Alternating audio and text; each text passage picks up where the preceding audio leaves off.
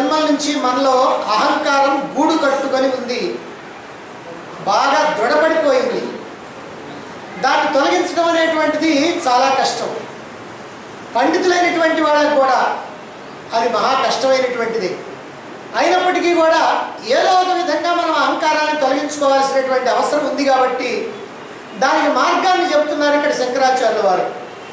ఏంటంటే నిర్వికల్ప సమాధిలో నిశ్చలంగా నిలిచిపోయినట్లయితే అహంకారం తొలగిపోతుంది అని. అయితే అసలు ఈ అహంకారం అనేటువంటిది మనకి ఎలా కలుగుతూ ఉంది, ఎలా మనలో ప్రవేశించింది, ఎలా మనలో ఉంది అని మనని ఏ విధంగా కష్టపెడతా ఉంది అంటే అహంకారం అనేది కనుక ఉంటే మనకేమిటి నష్టం, ఏమిటి కష్టం అనేటువంటి విషయాన్ని తర్వాత శ్లోకంలో చెప్తున్నారు. 344వ శ్లోకాన్ని చూడండి. అహం బుద్ధ్యైవ మోహిన్యా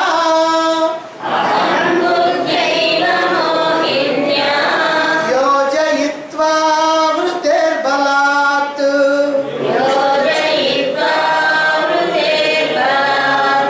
విక్షేప శక్తి పురుషం విక్షేపయతి తద్గుణైః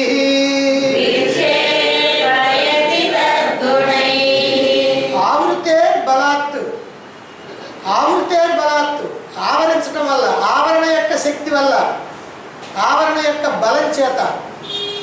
ఆవరణ అంటే అగ్రహణం అనే అర్థం. ఆ ఆవరణ శక్తి యొక్క బలం చేత విక్షేప శక్తి, విక్షేప శక్తి, విక్షేప శక్తి అంటే అన్యదాగ్రహణం. కాబట్టి ఈ ఆవరణ శక్తి యొక్క బలం చేత విక్షేప శక్తి అహంకారం బుద్ధైవ నేను అనేటువంటి అహంకార బుద్ధితో, కాబట్టి నేను అనేటువంటి అహంకార బుద్ధి అది అట్లా వచ్చింది. దాంతో ఏమవుతుంది, మోహిన్యా యోజయిత్వ మోహాన్ని కలిగిస్తూ ఉంది. ఆవరణ శక్తి విక్షేప శక్తిని కలిగిస్తూ ఉంది, విక్షేప శక్తి అహం బుద్ధిని కలిగిస్తూ ఉంది. అంటే నేను ఈ దేహమే నేను అనేటువంటి బుద్ధిని కలిగిస్తూ ఉంది. ఆ బుద్ధి దానికి కొన్ని గుణాలు ఉన్నాయి, దాని కారణంగా మోహాన్ని కలిగిస్తూ ఉంది. మరి తద్గుణై దాని యొక్క గుణాల కారణంగా పురుషం విక్షేపయతి మానవుడు బాధలు పడతా ఉన్నాడు, మానవుడిని బాధలు పెడతా ఉన్నాడు. అంటే అహంకారం మానవుడి యొక్క బాధలకి కారణమవుతా ఉంది. అయితే ఈ మొత్తానికి మూలం ఏమిటంటే ఆవరణ శక్తి. అంటే మన యొక్క దుఃఖాలకు కారణం అహంకారం, అహంకారానికి కారణం అహం బుద్ధికి కారణం విక్షేపం, విక్షేపానికి కారణం ఆవరణ.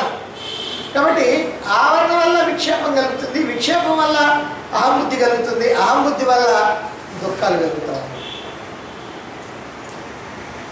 మన స్నేహితులిద్దరు మాట్లాడుకుంటా ఉన్నారు, మధ్య మధ్యలో నవ్వుకుంటా ఉన్నారు. అదే సమయంలో మనల్ని చూడటంతో వాళ్ళిద్దరు మాట్లాడేసి, ఇప్పుడు మనకి రకరకాల ఊహలు వస్తూ ఉంటాయి వాళ్ళ గురించి. ఏమని వాళ్ళు నా గురించే చెప్పుకుంటున్నారు, అందులో ఏదో చెడు చెప్పుకుంటున్నారు. అందుకనే నన్ను చూసి వాళ్ళ మాటలు మానేశారు, నన్ను దుర్మార్గుడు అనుకుంటున్నారేమో. మొన్న నేను అన్నదానికి వాళ్ళు నా మీద ఎలాగైనా సరే కసి తీర్చుకోవాలనుకుంటున్నారా ఏమో, నాకు ఏదన్నా అపకారం తలపెడుతున్నారేమో. అమ్మో, ఏమైనా సరే జాగ్రత్తగా ఉండాలి. ఎప్పుడైనా వీళ్ళకి ఎదురుపడాలంటే ఇద్దరు ముగ్గురు పక్కన నాకు సహాయం ఉంచుకొని ఎదురుపడాలి, ఒంటరిగా వాళ్ళ ముందుకు పోకూడదు. లేదా వాళ్ళ సంగతి ముందే నేనే తేల్చేస్తే సరిపోద్దిగా. నలుగురు రౌడీలు పెట్టి తగ్గించేస్తే ఎంత దూరం పోతాయి మన ఆలోచనలు? దేనికి? వాళ్ళు ఇద్దరు మాట్లాడుకుంటా నవ్వుకుంటా ఉన్నారు. ఆ తర్వాత మనల్ని చూసి ఆపారు, వాళ్ళు మాట్లాడుకోవడం అయిపోయి ఆపారు, అది మనకు తెలియదు. వాళ్ళు మాట్లాడుకుంటుంది మన గురించో ఇంకా దేని గురించి అయినానో, ఏ లోకాభిరామాయణమో అది మనకు తెలియదు. కాబట్టి వాళ్ళు మాట్లాడుకుంటున్నది ఏమిటంటే మన గురించి మంచిగా మాట్లాడుకుంటున్నారు. ఏమని అంటున్నాడు, అరే వీడేమిట్రా మళ్ళా మొన్న అలా అన్నాడు. అప్పుడు మనవాడు అంటున్నాడు, ఇడో పెద్ద అమాయక శిఖామండ్రి, ఆ పాపం ఏం తెలియదు, చాలా మంచోడు, మనసు మంచిదే, అడిగి ఎట్లా మాట్లాడాలో కూడా తెలియదు పాపం, పిచ్చిలేదా అని అనుకుంటున్నారు, నవ్వుకుంటున్నారు. చూసిన తర్వాత ఆగారు, మరి మన గురించి అనుకున్నాం. దీంట్లో ఇది తప్పే ఉంది, ఇది మన గురించి మంచిగా చెప్పుకున్నదే కదా, ఇంత ఆలోచన చేయాల్సిన అవసరం ఏముంది అంటే, నిజంగా ఆ మాటలు కనుక మనం విన్నట్టయితే వాళ్ళ మీద మనకు గౌరవం పెరుగుద్ది. మన గురించి మంచిగానే చెప్పుకున్నారు కాబట్టి ప్రేమ పెరుగుద్ది, స్నేహంగా ఉంటాం, ఆప్యాయతగా ఉంటాం. కానీ ఆ మాటలు వినకపోవటం వల్ల, వాళ్ళు చెప్పుకునేటువంటి మాటలు వినకపోవటం వల్ల, వాళ్ళ నవ్వుని మనం అపార్థం చేసుకోవటం వల్ల, మనల్ని చూచేవాళ్ళు మాట్లాడుకోవటం ఆపారు అని అనుకోవటం వల్ల ఎన్ని రకాలుగా ఊహించుకున్నాం, ఏదేదో చేద్దాం అనుకున్నాం, తప్పుడు అభిప్రాయానికి వచ్చాం. ఇంకా మనం కూడా తప్పుడు పనులు కూడా చేయాలనేటువంటి ఆలోచన చేశాం. వాళ్ళ మీద కక్ష ఏర్పడింది, ద్వేషం ఏర్పడింది. వాళ్ళని చూసినప్పుడు ముఖం చిక్కిస్తాం, సమయం వస్తే తగాదా పడతాం, తన్నుకుంటాం. ఇదంతా దేనికంటే కేవలం నిజం తెలియకపోవటం వల్ల, నిజం తెలియకపోవటం వల్ల, సత్యం తెలియకపోవటం వల్ల. అంటే నిజం మరుగున పడటం వల్ల, ఆవరణ దోషం వల్ల. నిజం మరుగున పడటం అంటే ఆవరణ దోషం. ఆవరణ దోషం అంటే ఏం లేదు, నేను ఆత్మను తెలియకపోవడం ఆవరణ దోషం. ఆత్మను అనేటువంటి సత్యం మరుగున పడిపోయింది. ఎందుకు పడదో మనకు తెలుసు అనుకోండి, అది మరుగున పడిపోయింది. ఈ మరుగున పడిపోవడం, సత్యం మరుగున పడిపోవడమే ఆవరణ దోషం. వాళ్ళు ఏం మాట్లాడుకున్నారో నాకు తెలియకపోవడమే ఆవరణ దోషం.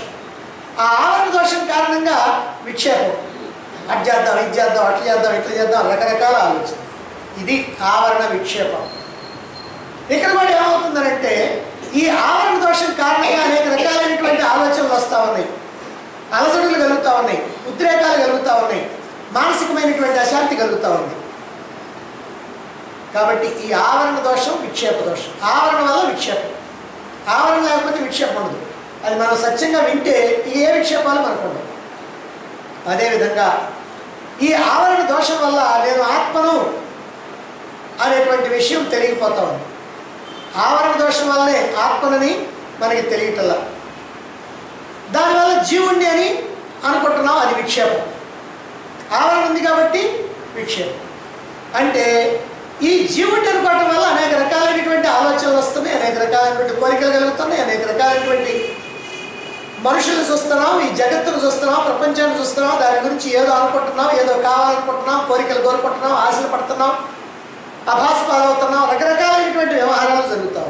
నిజంగా నేను ఆత్మను అని తెలియకపోవటం వల్ల, ఆవరణ వల్ల, జీవుణ్ణి అనేటువంటి విక్షేపం వల్ల ఇన్ని రకాలైనటువంటి బాధలు కొని తెచ్చుకుంటాం. కానీ నేను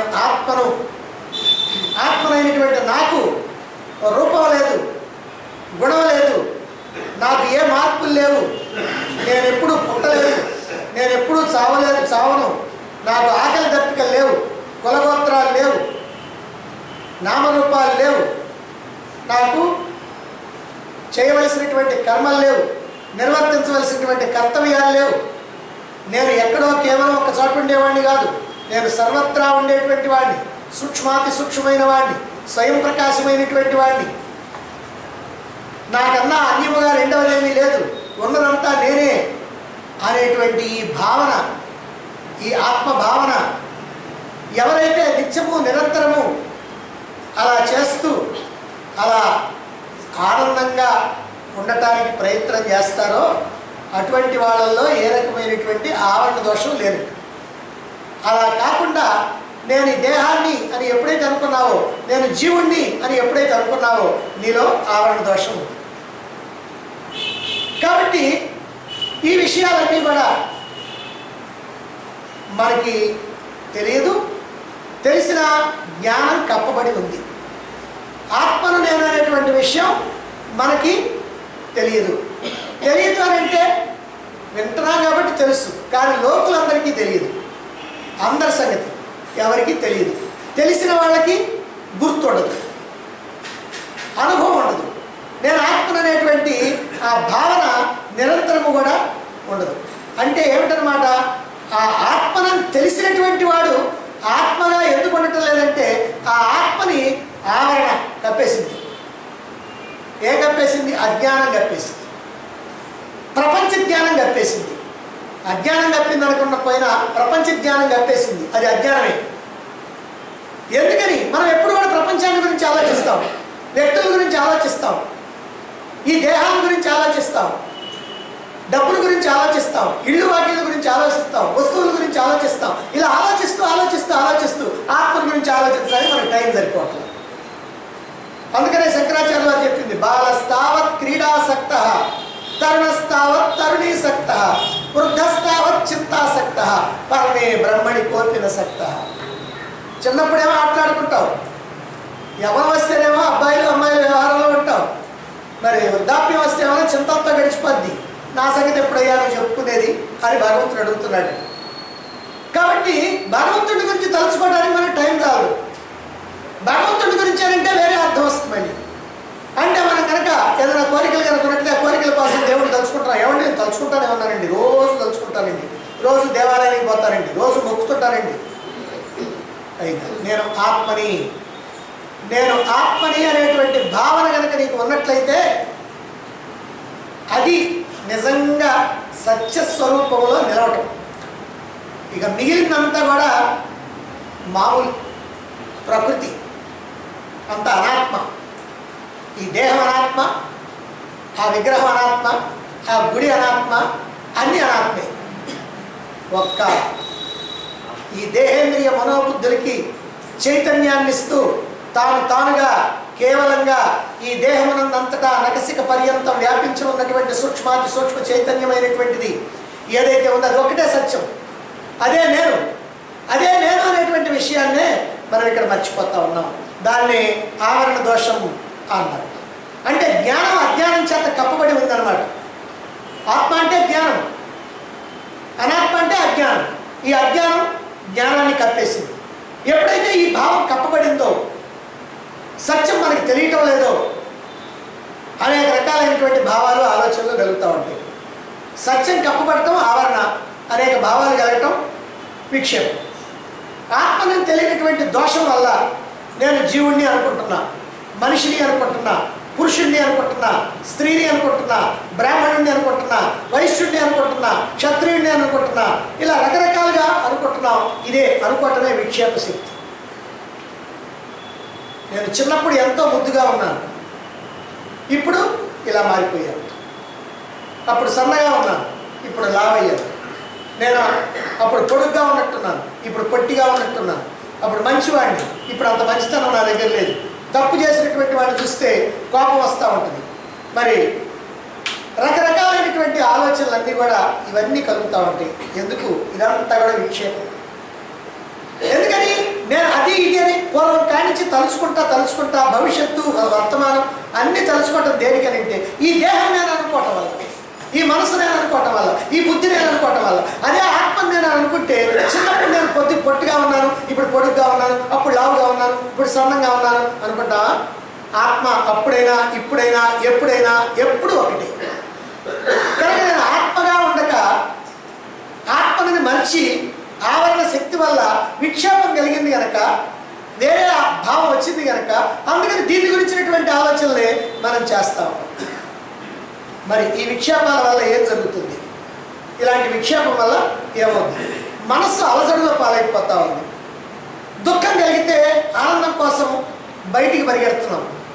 నాకు ఆనందం కావాలి అంటే బయట నుంచి ఏదో ఒక వస్తువు ద్వారా, ఒక వ్యక్తి ద్వారా, ఆ డబ్బు ద్వారా, మరి వస్తువు ద్వారా, ఏదో దాని ద్వారా పొందాలని అనుకుంటున్నాం. అప్పుడప్పుడు పొందుతూ ఉంటాం, అప్పుడప్పుడు పొందలేకపోతూ ఉంటాం, అప్పుడప్పుడు సంతోషిస్తూ ఉంటాం, అప్పుడప్పుడు దుఃఖపడుతూ ఉంటాం. ఎప్పుడు ఆనందమే ఉంటుందా? ఉండదు. అయితే విక్షేపం లేకపోతే నువ్వు ఆవరణ లేదు. ఆవరణ లేకపోతే ఎప్పుడు ఆత్మగా ఉంటావు. ఎప్పుడు ఆత్మగా ఉంటే ఎప్పుడు ఆనందంగా ఉంటావు, శాశ్వతమైనటువంటి ఆనందం. కాబట్టి ఈ విక్షేపం వల్ల ముఖ్యమైనటువంటి నష్టం ఏమిటంటే అహంబుద్ధి కలగటం. విక్షేపం వల్ల అహంబుద్ధి కలగటం. అహంబుద్ధి వల్ల దేహభావన అంటే జీవభావన. కాబట్టి దీని కారణంగా ఏమవుతుంది? అనేకమైనటువంటి దుఃఖాలు వస్తూ ఉన్నాయి. కాబట్టి ఈ అహంబుద్ధి వల్ల మోహం కలుగుతుంది కనుక, ఈ దేహాలు మీద మోహం కలిగి, ఈ ప్రపంచంపై మోహం కలిగి ఈ ప్రాపంచిక భోగాల కోసం ప్రయత్నిస్తూ సుఖ దుఃఖాలు పొందుతూ ఇలా వ్యధల్ని దుఃఖాన్ని అనుభవిస్తూ ఉన్నాం కనుక ఇప్పుడు మరి వీటన్నిటిని తొలగించుకునేటువంటి విధానం ఏమిటి? ఈ అహంబుద్ధి వల్ల మనలో వాసనలు, అనేక రకాల దుఃఖాలు, ఆలోచనలు, అసంతృప్తి కలుగుతున్నాయి కనుక ఏం చేయాలి మనం అనేటువంటి విషయాన్ని తర్వాత శ్లోకంలో చెప్తున్నారు. 345 శ్లోకం. విక్షేప శక్తి విజయో విషమో విధాతుం నిశ్శేషమావరణ శక్తి నివృత్య భావే దృగ్దృశ్యయో స్ఫుట పయో జలవద్విభాగే నశ్యేత్ సదావరణ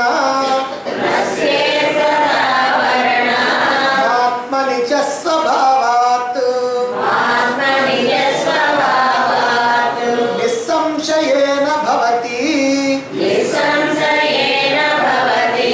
ప్రతిబంధ శూన్యో విక్షేపణం నహి తదా యది చేన్మృషార్థే. ఈ శ్లోకాన్ని గమనించే ఉంటారు. ఎక్కడా కూడా దీనికి ఫణితి కుదిరే అవకాశం లేదు. 4 లైన్లు కాకుండా 6 లైన్లు ఇచ్చారు. ఒక్కొక్క లైన్ అక్షరాలన్నీ మార్పులుగా ఇచ్చారు. అందుకని ఇది ఒక రకమైనటువంటి ఆ సంస్కృత పద్ధతిగా రాసింది కాదు. అయితే ఏదో విషయం చెప్పాలనేటువంటి ప్రత్యేకత శంకరాచార్యుల యొక్క మదిలో ఉన్నదని మనం ఇక్కడ భావించాలి. అందుకే ఇలాంటి శ్లోకాన్ని ఇవ్వడం జరిగింది. ఆవరణ శక్తి నిశ్శేష. ఆవరణ శక్తిని కనుక పూర్తిగా నివృత్య భావే నిర్మూలిస్తే తప్ప. కారణం ఏంటంటే ఇందాక చెప్పుకున్నాం మన సమస్తమైనటువంటి దుఃఖాలకి మూల కారణం ఆవరణ. దుఃఖాలకి మూలం ఏంటంటే అహంబుద్ధి. అహంబుద్ధి విక్షేపణ వల్ల, విక్షేపం ఆవరణ వల్ల. కాబట్టి ఆవరణ తొలగితే అన్ని తొలగిపోతాయిగా. అందుకని ఆవరణ తొలగించుకోవాలి. అదే ఇక్కడ చెబుతున్నారు. ఆవరణ శక్తిని పూర్తిగా నిర్మూలిస్తే తప్ప విక్షేప శక్తి విజయ, విక్షేప శక్తిని జయించటం, విషమో విధాతు, నశింపజేయటం సాధ్యం కాదు. ఆవరణ శక్తిని పూర్తిగా నిర్మూలిస్తే తప్ప విక్షేప శక్తిని జయించడం సాధ్యం కాదు. విక్షేప శక్తి పోవాలంటే ఆవరణ శక్తి పోవాలి. అన్యదాగ్రహణం పోవాలంటే అగ్రహణం పోవాలి. నేను పాము అనేటువంటి భయం నాకు పోవాలి అంటే నీకు అది తాడు అనేటువంటి విషయం తెలియాలి. తాడు అనే విషయం తెలిస్తే ఇక పాము అనేటువంటి భయం నీకుండే ప్రసక్తే లేదు. అదేవిధంగా ఇక్కడ కూడా ఏమిటంటే ఈ విక్షేపం కనుక నీకు పోవాలి అని అంటే ఆవరణ శక్తి పోతే సరిపోదు, అంటే అజ్ఞానం పోతే సరిపోదు. పయో జలవత్ విభాగే. పయో అంటే పాలు, జలవత్ అంటే నీరు. పాలు నీళ్లు కలిసి ఉన్నప్పుడు ఎట్లయితే విభాగే వేరు చేయటం వీలవుతుందో, పాలు నీళ్లు కలిసి ఉన్నప్పుడు దాన్ని వేరు చేయటం ఎవరు వేరు చేస్తారు? మానవ మాత్రం ఎవరు వేరు చేయరు. ఎన్ని కలిపాడో కనుక్కోవడానికి మీటర్ ఉంది కానీ లాక్టోమీటరు. నీళ్లు పాలు వాటికి అయ్యి వీటికి ఇయ్యి చక్కగా వేరు చేయటం ఎవరికి చేత కాదు. చేస్తే పాలతో రోజు గొడవేగా. కానీ హంస మాత్రం చేయగలుగుతుంది, పాలని నేలని వేరు చేయగలుగుతుంది. అందుకనే పాలని నేలని వేరు చేయగలిగేది హంస కనుక జ్ఞానుల్లో కొంతమందిని హంసని, పరమహంసని అలా పిలుస్తూ ఉంటారు. మనకి రామకృష్ణ పరమహంస తెలుసు కదా, ఆయన పరమహంస అన్నారు. ఎందుకని అంటే ఈ క్షేత్రజ్ఞుల్ని విడగొట్టడం, ఈ ఆత్మ అనాత్మల్ని విడగొట్టడం, దీంట్లో ఎవరైతే బాగా నైపుణ్యాన్ని పొందారో వాళ్ళకి హంస అనేటువంటి పేరు ఉంటుంది. అందుకని రామకృష్ణ పరమహంసకి పరమహంస అని అన్నారు. కాబట్టి ఇట్లా నీళ్ళని పాలని వేరు చేస్తూ హంస మాత్రం చేయగలుగుతుంది. అదిగో అట్లా హంస ఎట్లయితే వేరు చేస్తే అట్లా వేరు చేసినట్లు స్ఫుట స్పష్టంగా దృక్దృశ్యయో, దృక్కుని దృశ్యాన్ని. దృక్ అంటేనేమో చూచేది, దృశ్యం అంటేనేమో చూడబడేది. మనకి ఇక్కడ ఉంది. దృశ్యమేమో ఈ ఎదురుగా ఉన్న వస్తువు, దృక్కేమో చూచే కన్ను. కానీ నిజమేందంటే ఇది కూడా దృశ్యమే. ఎందుకని? ఇది కూడా ఏమో స్వతంత్రం లేదు దీన్ని చూడటానికి. దీని వెనక మనసు ఉండాలి. వారి మనసును అన్నామంటే దృక్కు కాదు, అది కూడా దృశ్యమే. ఎందుకని? ఆ మనసుకు కూడా వెనక శక్తి ఉండాలి. ఏమిటది? ఆత్మ. కాబట్టి అది దృక్కు, ఇది దృశ్యం.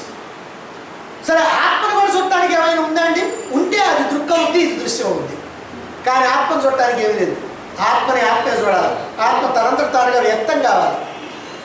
అంతే తప్ప మనం ఏదో కష్టపడి ఏదో పెద్ద జ్ఞానాన్ని పొంది ఆత్మని ఎక్కడో నుంచో మనం తీసుకొచ్చో లేదా దాని దగ్గరికి మనం పోయో అట్లా కళ్ళు రెండు పెట్టుకొని చూస్తామని అనుకోబాక. ఆత్మని ఎప్పుడు చూడటం కుదరదు. ఆత్మ దర్శనం అనే మాట తప్పు, ఆత్మ సాక్షాత్కారం అనే మాట తప్పు.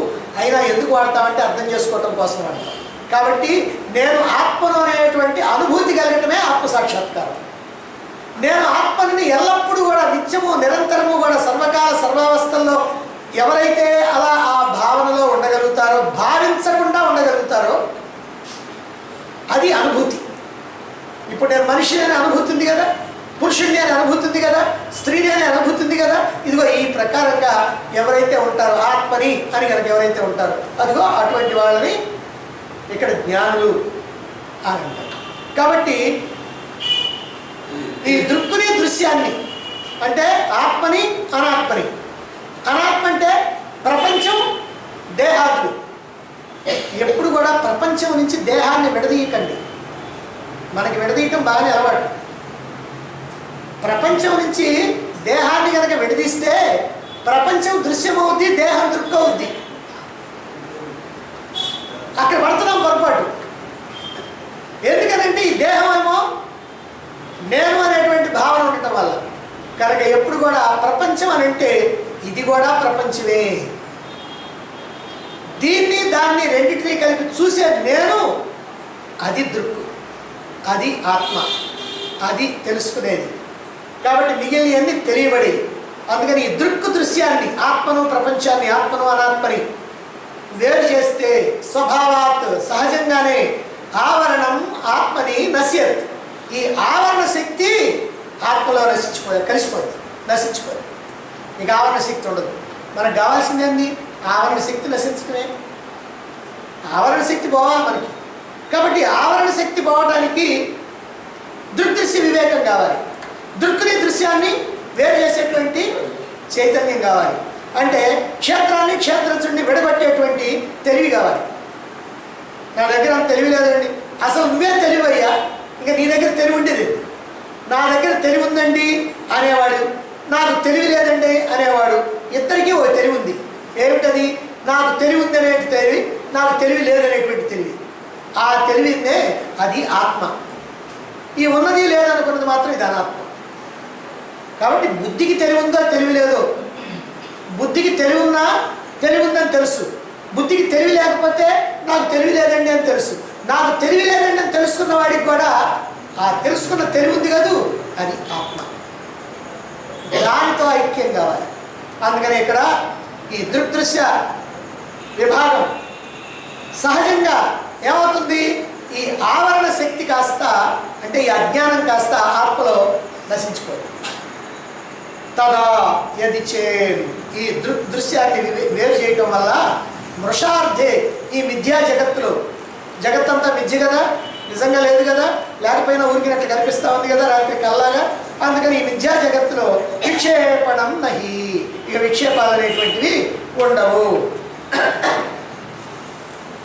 నిస్సంశయేన, దాంతో ఏమవుతుందంటే నిస్సంశయం, ఇక ఏమాత్రం సందేహాలు లేకుండా ప్రతిబంధ శూన్యో భవతి, ప్రతిబంధరహితమైనటువంటి మోక్షం కలుగుద్ది. ఇంకా ఏ అడ్డంకులు లేనటువంటి మోక్షం కలుగుద్ది అని మనకి ఇక్కడ ఈ శ్లోకం ద్వారా తెలియజేస్తుంది. ఆవరణ శక్తి వల్లనే విక్షేప శక్తి, విక్షేప శక్తి వల్లనే అహంబుద్ధి, అహంబుద్ధి వల్లనే దుఃఖాలు అని మనం ఇంతకుముందు శ్లోకంలో చెప్పుకున్నాం. విక్షేప శక్తి కనుక పోవాలంటే ఏం చేయాలి? పోతే మరి ఫలితం ఏమిటి అనే విషయాన్ని మనకి ఈ శ్లోకంలో చెప్తున్నారు. కాబట్టి విక్షేపం కనుక తొలగాలి అంటే ఆవరణ శక్తి తొలగాలి. విక్షేప శక్తి అంటే అది ఇది అదే మన ఆలోచనలన్నీ పోవాలంటే ఆవరణ తొలగాలి. నేనెవరో తెలియాలి. ఇప్పుడు తెలియదు. నేనెవరో తెలిస్తే ఈ ఆలోచన రావు. జాగ్రత్తగా ఆలోచించండి. ఇప్పుడు మనం ఫలానా వ్యక్తిని అని అనుకున్నప్పుడు మనకి ఇల్లు, వాకిలి, భార్య, బిడ్డలు, బంధువులు, మిత్రులు అందరు ఉన్నారు. ఇవన్నీ ఆలోచించద్దు. ఎక్కడెక్కడ ఎవరికి ఏం జరిగినాయో వాళ్ళే ఫోన్లు చేస్తుంటారు, మనం చేయకపోయినా, లేకపోతే మనమైనా చేస్తాం. ఇవన్నీ మనం చుట్టుకుంటా ఉంటాం. నువ్వు ఆత్మ అయితే ఇప్పుడు ఏమవుతుంది? ఎవరున్నారు నీకు బంధువులు? ఎవరున్నారు నీకు చుట్టాలు? ఆత్మకి ఇల్లు ఏమింది? ఆత్మకి వాకిలు ఎక్కడుంది? ఆత్మకి కర్మలు చేయాల్సిన పని ఏంది? ఆత్మ కోరికలు ఏమున్నాయి? కాబట్టి నువ్వు ఆత్మగా ఉంటే ఏమి లేవు. నువ్వు దేహంగా ఉంటేనే ఇప్పుడు ఇవన్నీ వచ్చి పడతా ఉన్నాయి అన్నమాట. కాబట్టి ఎందుకని దృక్కుని దృశ్యాన్ని స్పష్టంగా విభాగం చేసి చూడగలిగేటువంటి శక్తి కావాలి అని చెప్తున్నారు. పాలు నీళ్ళు కనుక కలిసి ఉన్నట్లయితే, పాలకు పాలు, నీళ్ళకి నీళ్లు, ఆ రెంటిని కూడా స్పష్టంగా వేరు చేసి విడదీయగలిగినట్టుగా, హంస విడదీయగలిగినట్టుగా ఈ కలగలిసిపోయినటువంటి దృగ్దృశ్యాన్ని ఏమి కలగలిసిపోయింది? దృశ్యం అనగానే మనం ఎదురుగా ప్రపంచాన్ని చూస్తే అది దూరంగానే ఉందనిపిస్తుంది. ఇదిగో ఇది. ఇప్పుడు ఈ దేహము, ఇంద్రియాలు, మనస్సు, బుద్ధి, ఆత్మ అన్ని కలగలిసిపోయింది. ఈ కలగలిసిపోయినటువంటి వాటిని విడగొట్టడం చేత కావాలి. దీనికి ఒక అధ్యాయం భగవద్గీతలో ఉంది, క్షేత్రజ్ఞ విభాగ యోగం అని. అక్కడ క్షేత్రము, క్షేత్రజ్ఞుడు. క్షేత్రజ్ఞుడు అంటే ఆత్మ, క్షేత్రం అంటే దృశ్యం. క్షేత్రజ్ఞుడు అంటే దృక్కు, క్షేత్రం అంటే దృశ్యం. ఈ దృక్కు దృశ్యం రెండింటిని విడగొట్టడానికి అక్కడ మనకు ఒక అధ్యాయం మొత్తం పెట్టారు భగవానుడు. మరి ఇక్కడ కూడా ఈ దృక్కు దృశ్యాలు రెండింటినీ కూడా కలిసిపోయినటువంటి వాటిని వేరు చేయటం మనం నేర్చుకోవాలి. దృక్కుని దృశ్యాన్ని వేరు చేసావా, ఈ బుద్ధి, ఈ వివేకం, ఈ తెలివి ఏదైతే నీకుందో దాంతో ఈ విద్యా ప్రపంచం రచించిపోతుంది. ఎందుకంటే దృక్కుని దృశ్యాన్ని వేరు చేసిన తర్వాత దృశ్యాన్ని అవతల పారేస్తాం, దృక్కుని తీసుకుంటాం. పాలు నీళ్లు వేరు చేసిన తర్వాత నీళ్లు పారబోస్తాం, పాలు పెట్టుకుంటాం. కాబట్టి దృక్కుని దృశ్యాన్ని వేరు చేసిన తర్వాత దృశ్యం అవతలకి పోద్ది. దానికి ఏమో అస్తిత్వం లేదు, కెపాసిటీ లేదు. అందుకని దాన్ని తీసేస్తాం. ఇప్పుడు దృక్కుగా నువ్వు ఉండిపోతావు. అప్పుడు ఎటువంటి సంశయాలు లేకుండా, ఏ ప్రతిబంధకాలు లేకుండా ఆవరణ దోషం పూర్తిగా తొలగిపోయి సత్యస్థితిలో నువ్వు నిలిచిపోతావు, ఆత్మస్థితిలో నిలిచిపోతావు, ఆత్మగా ఉండిపోతావు. అదే మోక్షం. విక్షేపాలు ఎందుకు కలుగుతున్నాయి? మనిషి ఎప్పుడు కూడా ఈ ప్రపంచంలో ఏవేవో కోరికలతో, ఆలోచనలతో పనులు చేస్తూ ఉంటాడు. ఆ పనులు చేసినప్పుడు కొన్ని విజయాన్ని సాధిస్తాడు, కొన్ని అపజయాన్ని సాధిస్తాడు. విజయం సాధించినప్పుడు సంతోషిస్తాడు, అపజయం సాధించినప్పుడు దుఃఖిస్తాడు. కొన్ని కోరికలు నెరవేరితే మళ్ళీ కొత్త కోరికలు పుడతా ఉంటాయి. కోరికలు తీరుతూ ఉంటే ఆశలు పెరుగుతూ ఉంటాయి. ఆశలు కాస్త దురాశలుగా మారుతూ ఉంటాయి. ఇంకా రకరకాలైనటువంటి విక్షేపాలన్నీ కూడా కలుగుతూ ఉంటాయి. అయితే ఎందుకు ఇలా చేస్తున్నాడు? ఎందుకు చేస్తున్నాడు? తన నిజస్వరూపం ఏదో తెలియనందువల్ల చేస్తున్నాడు. తాను ఆత్మననేటువంటి విషయం తెలియనందువల్ల, తాను ఆనంద స్వరూపాన్ని తెలియనందువల్ల. ఆత్మ అనే మాట తెలియకపోయినా ఆనందం అనేది నాకు లేదు, అందుకని నాకు బయట కావాలి. తాను ఆనంద స్వరూపుడు అని తెలిస్తే ఈ బయట దొరికేటువంటి స్వల్పమైనటువంటి సుఖాల కోసం పరిగెడతాడా ఎవడన్నా? ఇప్పుడు మనం సుఖాల కోసం ఎందుకు పరిగెడుతున్నాం అంటే నాకు లోపల సుఖాలు లేవు అని అనుకుంటున్నాం. అదిగో అది. కాబట్టి అకర్త, అభోక్త అయినటువంటి వాడిని నేను, నాకు ఏమి చేయాల్సిన పని లేదు, ఏమి పొందాల్సిన పని లేదు, నాకేమి కొరతలు లేవు, నాకేమి కోరికలు లేవు, నేను ఎప్పుడు కూడా ఆనందంగా ఉన్నాను, దుఃఖం అంటే ఏమిటో తెలియనటువంటి ఆనందంలో ఉన్నాను అని ఎవడైతే అనుకుంటాడో, అంటే ఆత్మని అని అనుకుంటాడో, అదిగో అటువంటి వాడికి ఏ రకమైనటువంటి దుఃఖాలు ఇక లేవు. ఇలా ఆత్మను తెలియనంత కాలము కూడా ఆలోచనలు చేస్తూనే ఉంటాడు, కర్మలు చేస్తూనే ఉంటాడు, వాటిని తీర్చుకోవడం కోసం ప్రయత్నం చేస్తూనే ఉంటాడు, సుఖాన్ని వెతుక్కోవడం కోసం ప్రపంచంలో పిచ్చి పరుగులు తీస్తూనే ఉంటాడు. దీన్ని ఎవ్వరు కూడా ఆపలేదు. ఆపితే వాడిని పిచ్చోడు అంటారు. కాబట్టి ఆత్మానుభవం కలిగితే తప్ప ఈ ప్రపంచ వస్తువుల పట్ల, విషయాల పట్ల, భోగాల పట్ల ఆకర్షణ తగ్గదు. కనుక ప్రపంచం మిథ్య అని తెలియాలి. నిద్రలో కలగంటున్నంతసేపు కూడా స్వప్న ప్రపంచంలో ఉన్నటువంటి అనుభవాలు తప్పవు.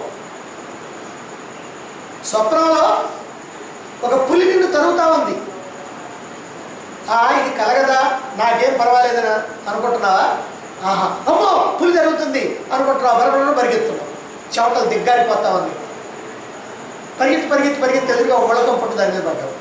ఒళ్ళంతా చీరుకుపోయింది, రక్తం కారుతా ఉంది. అయినా భయం, అది ఎప్పుడు వస్తుందో మీద పడుద్దు. ఇంత అనుభవించావా, అనుభవించలేదా? తెల్లారి పొద్దు నేను అడిగితే ఏం చెప్తావు? ఇదంతా చెబుతావు. కానీ నీ ఒంటి మీద ఏమైనా ఒక ముళ్ళు ఏదైనా గిరిగిపోయిందా? ఏమీ లేదు. ఏమండి, అంతా వట్టిదే. వట్టి కలండి, కళ. నిజంగా నిజమైతేనా అని. కనుక కళ కంటున్నంతసేపు కళ ఎంత సత్యమో మేల్కోవడంతోనే అది కాస్త అసత్యం అయిపోతాం.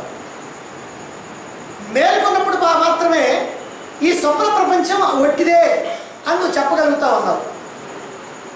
అలాగే సత్యానుభవంలో మేలుకుంటే ఈ దృశ్య ప్రపంచం అంతా ఒట్టిదే, ఇక్కడ అనుభవాలన్నీ కూడా ఒట్టి అని చెబుతావు.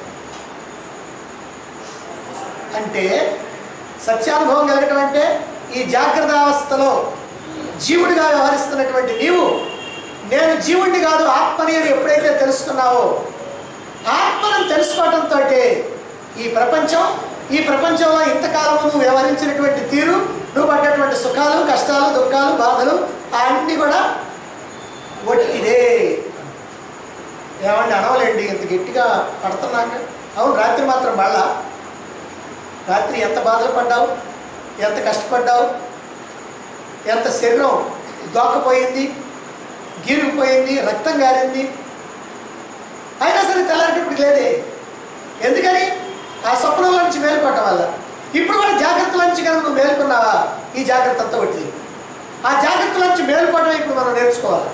జాగ్రత్తల నుంచి మేలుకోవటం అంటే నీ స్థితిలో నువ్వు నిలబడుతున్నావు. రోగం ఉన్నంత వరకు శరీరానికి బాధలు ఎట్లాగైతే తప్పో, అలాగే ఆత్మానుభవం కలగకుండా ఈ జీవభావంలో ఉన్నంత వరకు ఈ శరీరానికి కూడా ఈ దుఃఖాలు, బాధలు తప్పవు. అలాగే మనసును అనుకున్నంత కాలం మనసులో అలజడులు అనుభవించక తప్పదు. అందుకే ఆధ్యాత్మిక రంగంలో ప్రవేశించి శాస్త్ర శ్రవణం చేస్తూ సాధనలు చేస్తున్నటువంటి వాళ్ళందరికీ కూడా ఈ ఆకర్షణల నుంచి మనం బయటపడగలమా? ఇంత జ్ఞానాన్ని పొందుతున్నామే, ఇన్ని శాస్త్రాలు నేర్చుకుంటున్నామే, అసలు నేను ఆత్మని చక్కగా తెలుసుకున్నానే, ఈ ప్రపంచం అంతా మిథ్య అని తెలుసుకున్నానే, అయినప్పటికీ కూడా ఈ ప్రాపంచికమైనటువంటి విషయాల పట్ల, వస్తువుల పట్ల నాకేమైనా వైరాగ్యం కలుగుతుందా? కోరికలు నేను అంతం చేసుకోగలుగుతానా? ఈ ఆకర్షణ నుంచి నేను బయటపడగలుగుతానా? మనస్సును నేను అదుపులో పెట్టుకోగలుగుతానా అని ఓ పెద్ద సందేహం, $1 మిలియన్ ప్రశ్న. అయితే ఈ అగ్రహణం నుండి, ఈ ఆవరణ శక్తి నుండి, సత్యాన్ని తెలియనటువంటి అజ్ఞానం నుంచి బయటపడేదాకా కోరికల్ని పూర్తిగా అంతం చేయటం సాధ్యం కాదు. దీని నుంచి బయటపడితేనే అది సాధ్యమవుతుంది. కాబట్టి ఏం చేయాలి? ఆవరణాన్ని తొలగించుకోవాలి, అజ్ఞానాన్ని తొలగించుకోవాలి. మరి ఆవరణని తొలగించడం ఎలా? దృగ్దృశ్య విభాగం చేయటం ద్వారా ఆవరణ తొలగించుకోవాలి. శ్రద్ధగా శాస్త్రాన్ని శ్రవణం చేస్తూ, బుద్ధితో విన్న విషయాన్ని మననం చేస్తూ, చూడబడేటువంటి ప్రపంచం ఏదో, చూసేటువంటి దృక్కు ఏదో, దృశ్యం ఏదో, దృక్కు ఏదో దాన్ని విభాగం చేసి చూడగలగాలి. దృక్కు దృశ్యము ఏకమైపోకూడదు, దృక్కు దృశ్యంగా మారిపోకూడదు, ఆత్మ దేహంగా జీవుడిగా మారిపోకూడదు. మరి దృక్కు దృశ్యంగా మారిపోయిందా ఏమవుద్ది? మళ్ళీ ఈ కష్టాలు, దుఃఖాలు, జన్మమరణ సంసారం. ఇలా దృక్కుని, దృశ్యాన్ని వేరు చేసిన తర్వాత నశించిపోయేటువంటి, కల్పితమైనటువంటి, మిథ్యాస్వరూపమైనటువంటి, అశాశ్వతమైనటువంటి ఈ దృశ్యాన్ని నిరసించి నేను దృక్కును అని ఉండిపోవాలి. పదాలు మారినాయి కానీ మనం రోజు చెప్పుకునేది నేను ఆత్మను అని ఉండాలి. అంటే మనకు బాగా అర్థం. కాబట్టి నేను ఆత్మను, దేహాన్ని కాదు. దేహం దృశ్యం, నేను దృక్. కాబట్టి నేను ఆత్మను. ఇలా ఎవరైతే దృఢంగా దృక్గా ఆత్మగా ఉండిపోతారో వాళ్ళే సత్యస్థితిలో స్వస్థితిలో ఖచ్చితంగా ఉండగలుగుతారు. ఎందుకంటే కొన్ని సందర్భాల్లో శంకరాచార్యుల వారు ఈ భావాలన్నింటినీ కూడా మనలో బాగా గట్టిగా నాటుకునేట్టు చేయటం కోసం అని చెప్పి ఒక్కొక్క విషయాన్ని 2 సార్లు 3 సార్లు కూడా చెప్పడం జరుగుతూ ఉంది. అందుకనే ఇన్ని శ్లోకాలు చెప్పటం. ఇక ఈ దృశ్యంతో సంబంధం లేకుండా కేవలం ఆత్మగా ఎవరైతే ఉంటారో అటువంటి వాళ్ళు సాక్షాత్కారం పొందినటువంటి వాళ్ళు, అటువంటి వాళ్ళు మోక్షస్థితిలో ఉన్నటువంటి వాళ్ళు. అయితే ఇలా విడదీయటం, ఈ విభాగించటం ఇది అందరికీ కుదురుతుందా అంటే అందరికీ కుదిరేది కాదు. ఇప్పుడు పాలు నీరు కలిస్తే దాన్నే విడదీయటం మనకి చేతగాదే, మరి దృశ్యాన్ని విడదీయటం మాత్రం అంత తేలిగ్గా చేత అవుతాయి. అక్కడ పాలు నీరు ఎట్టయితే కలిసిపోయినాయో ఇక్కడ దృశ్యం కూడా అట్టే కలిసిపోయింది. ఆత్మ ఈ దేహాదులు అట్టే కలిసిపోయి వీటిని చూసి నేను అంటున్నాం. నేను అన్నప్పుడు అది కూడా ఉంది లోపల. దాని వైపు కనుక చూస్తే పర్వాలా, మనం దీని వైపు చూసి నేను అంటున్నాం. ఇదేమో నశించిపోయేది, నశించినటువంటి దాన్ని చూసి నేను అనాలి. కాబట్టి అలా అంటాం మనకి చేత కావట్లేదు, అది మనకి చేత కావాలి. కాబట్టి మనం కూడా హంసలమై ఈ దృశ్యాన్ని ఆత్మ అనాత్మల్ని విడదీయటం మనం నేర్చుకోవాలి. ఈ విడదీసేటువంటి విధానమే భగవద్గీతలో 13వ అధ్యాయంగా చెప్పడం జరిగింది. అయితే దృశ్యాన్ని వేరు చేసి చూడగలిగినట్లయితే, దృశ్యాన్ని నిరసించి మన దృష్టి దృక్కు మీద కనుక నిలిపితే మనం దృక్ అయిపోతాం. కానీ ఎలా నిలపగలం? ఎలా దృక్కుగా ఆత్మగా మనం ఉండగలం? ఎలా ఈ ఆవరణ దోషాన్ని మనం విజయవంతంగా తొలగించుకోగలం? మన ఎదురుగా కనిపించేటువంటి ప్రపంచం దృశ్యమని, దానిని చూచేటువంటి నేను దృక్కునని స్పష్టంగా అందరికీ తెలుసు. అంటే ఇక్కడ నేనెవరు? ఇది అందరికీ తెలిసింది, నేను దేహం. అదిగో అది ప్రపంచం దృశ్యం, ఇదిగో నేను చూచేవాడిని, ప్రపంచాన్ని చూస్తున్నాను 2 కళ్ళతోటి, అందుకని నేను దృక్కుని అని అంటున్నాను. కానీ ఇది సత్యం కాదు. ఈ దేహం కన్నా ఈ కన్ను, ఈ ఇంద్రియాలు, ఈ మనస్సు, వీటన్నిటికన్నా కూడా ఇవన్నీ కూడా దృక్కని అనుకుంటున్నాం. కానీ వీటన్నిటినీ తెలుసుకునేది ఒకటి ఉంది, వీటన్నిటినీ ఆడించేది ఒకటి ఉంది, వీటన్నిటికీ శాసించేది ఒకటి ఉంది, వీటన్నిటికీ ప్రభు అయినటువంటిది ఒకటి ఉంది, వీటన్నిటికీ అస్తిత్వాన్ని కలిగించింది ఒకటి ఉంది, అదే ఆత్మ. కాబట్టి ఇది కూడా దృశ్యమే. దేహం, ఇంద్రియాలు, మనస్సు, బుద్ధి, ప్రాణాలు అన్నీ కూడా దృశ్యం. కనుక ఈ దృశ్యాన్ని ఆ దృక్కు ద్వారా వేరు చేసి నిరసిస్తే ఆ దృక్కుగా మనం నిలిచిపోతాం. కనుక మనం చూడాల్సింది ప్రపంచాన్ని కాదు, ప్రపంచాన్ని చూసే నేనుని చూడాలి. ఇది గుర్తుపెట్టుకోండి. ప్రపంచం కాదు దృశ్యం, అది దృశ్యమే. కానీ ప్రపంచాన్ని చూసేటువంటి నేను ఎవరైతే ఉన్నానో ఆ దృశ్యాన్ని నేను చూడాలి. అంటే ప్రపంచాన్ని చూసేటువంటి నేనుని చూడాలి.